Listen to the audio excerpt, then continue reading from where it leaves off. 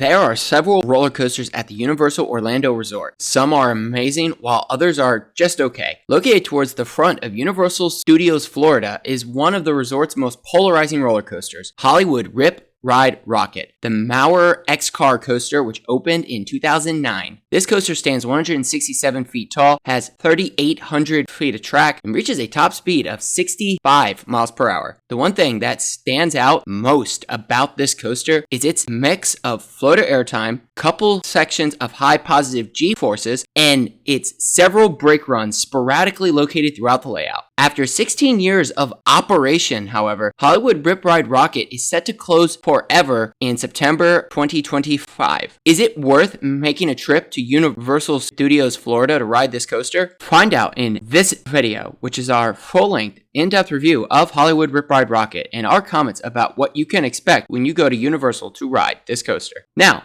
let's get into the review. Hollywood Rip Ride Rockit is located in the New York section of Universal Studios Florida towards the front of the park. It stretches along the edge of the park and behind the Universal Music Plaza stage. It is a rare Maurer Rides manufactured mega coaster. While Maurer manufactured Rip Ride Rockit, Universal Creative actually designed the coaster. Rip Ride Rockit opened in 2009 with trains equipped with multimedia packages, LED lights, built-in video recorders, and the option for riders to choose songs from a list to be played throughout the ride. With these features, Hollywood Rip Ride Rockit actually cost Universal $45 million.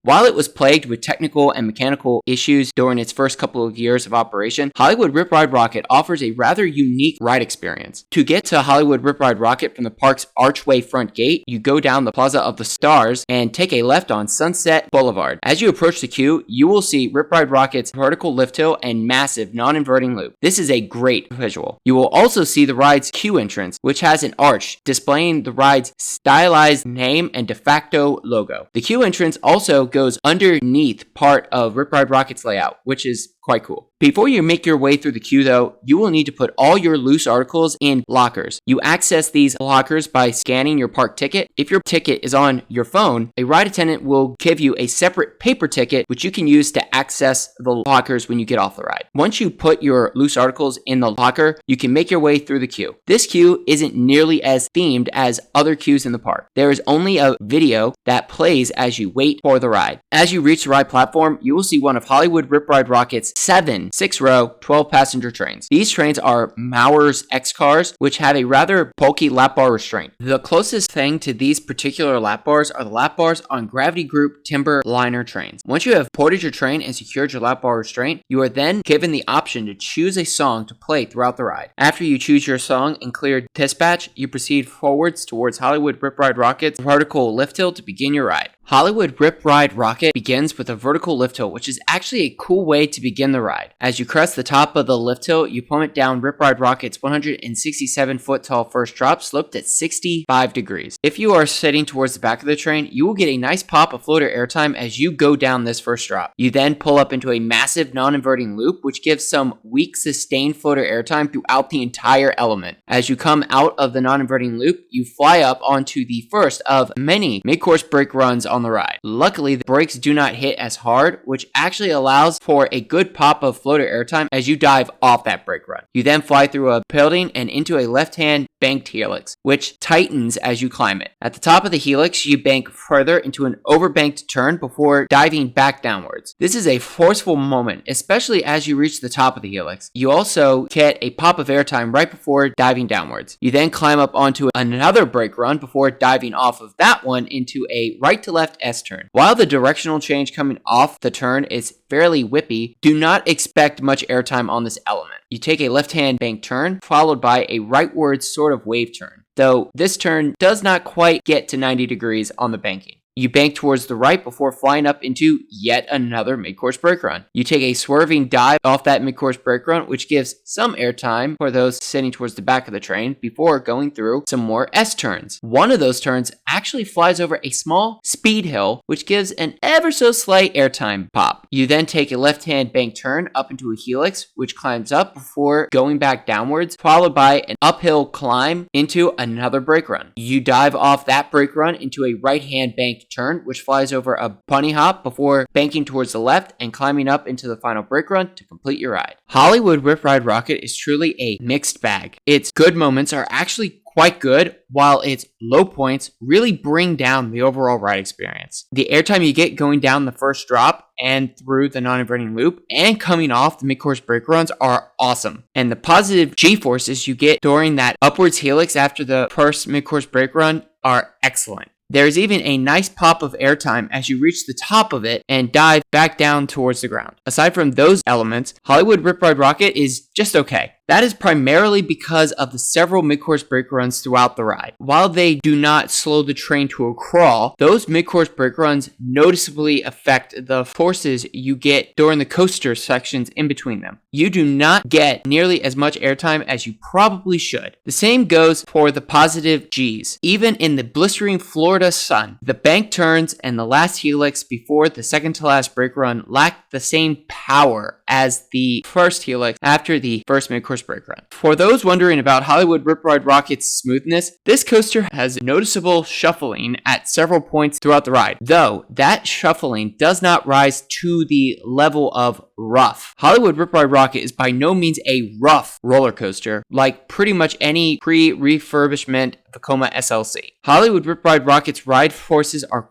quite good. It is its pacing and prior history of technical issues that really bring it down. Aside from the ride experience, Hollywood Rip Ride Rockit is an aesthetically pleasing roller coaster. Its iconic vertical lift hill and non-inverting loop towering over the Universal Music Plaza stage look amazing, and the last helix is beautifully placed right near the park's entrance exit gate. So, is Hollywood Rip Ride Rockit worth riding before it closes in September 2025? Yes, this coaster has some nice airtime and cool features worth experiencing at least once. While it no longer has the extensive list of songs that it used to have, Hollywood Rip Ride Rockit's song options still provide nice background soundtracks for the ride experience. One final question is, what will Universal replace Rip Ride Rockit with? Signs might be pointing to some kind of Intamin manufactured attraction. After all, Universal has gone to Intamin repeatedly since 2014 and is currently working with Intamin for the new for 2026 Fast and Furious Hollywood Drift at Universal Studios Hollywood. Since Hollywood Rip Ride Rockit has such a narrow footprint, a coaster like Intamin's vertical launch coaster could work perfectly in this plot of land. It would also give Universal